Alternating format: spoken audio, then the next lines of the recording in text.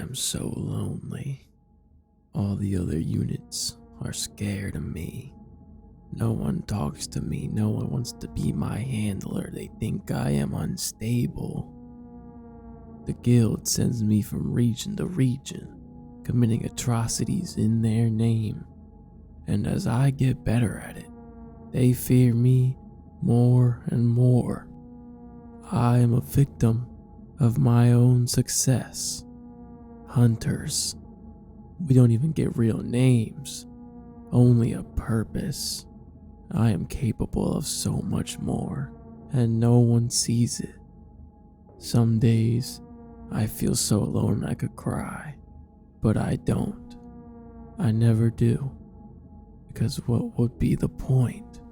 Not a single person in all the Forbidden Lands would care. Take it to your grave.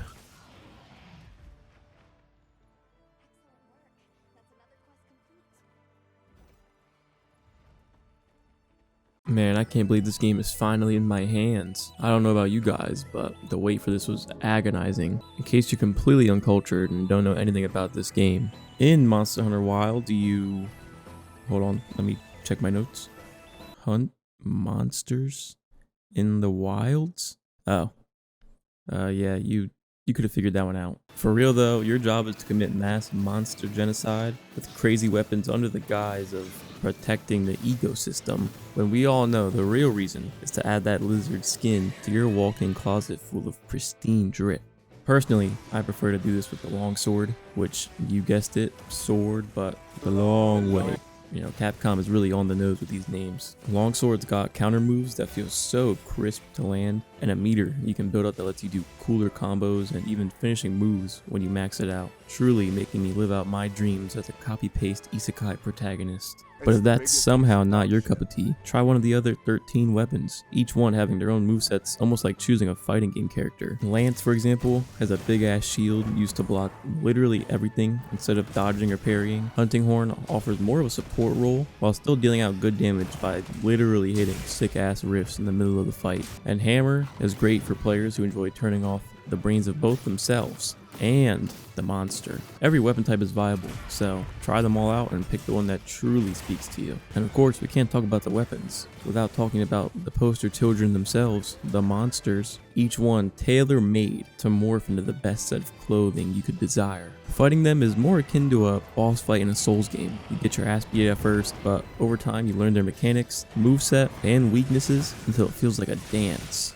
Or a massacre, if you're goated. The combat will feel clunky for new players, but it's something that gets better and smoother over time. So instead of being out there getting bitches and making money, what you should be doing is studying the blade. The roster of monsters is honestly pretty diverse and fun. Both the returning and new monsters are good choices. There's not one that I dislike, unlike Monster Hunter World, which birthed the abomination we know today as Gyarados. I shit my pants a little just thinking about him. Some of my favorites in this game include Rajang's incel cousin, Bubble Bass, my CPU heatsink, Cupcake the Pitbull, COVID 19,000, the Cum Guzzler, and his disciples, and of course, biblically accurate monster. Truly great additions to the game. And just in case you were interested, I even made a tier list so you can see my opinions on every monster. Let me know down in the comments if you feel the same way. By now you're probably wondering, Ojo, what's the lore of Monster Hunter? Great question. Shit, I don't know either.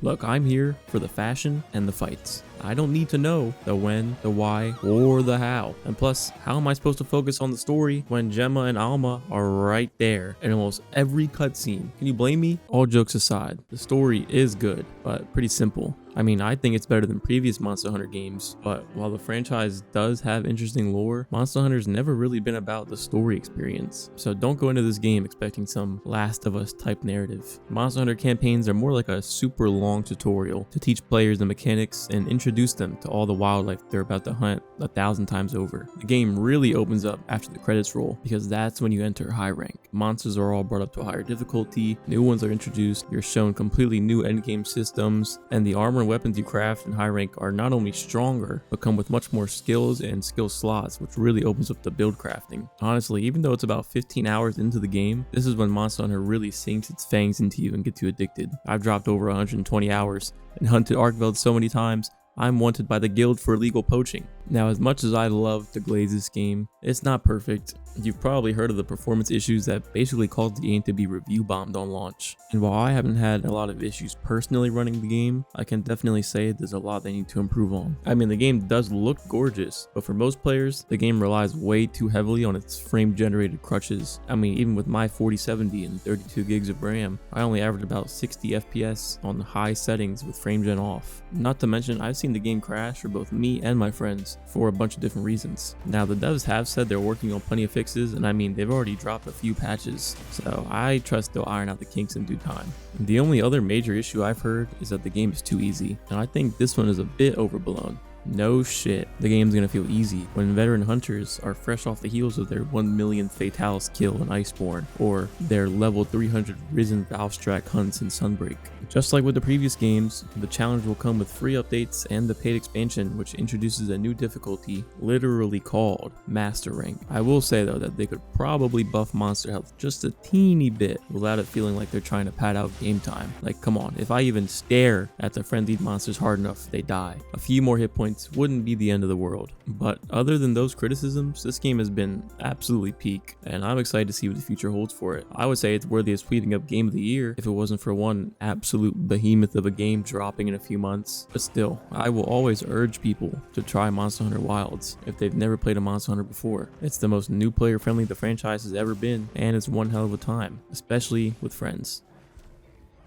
That about wraps up the Wilds video. I hope you enjoyed this style of content. It's a little different from my previous videos, but I enjoyed making it. If you did enjoy, please subscribe, comment, or like. I'm pretty new to content creation still, so any support goes a long way. And I do plan on making more Monster Hunter videos and also more videos on just different games and genres in general. So yeah, that's about it. See ya.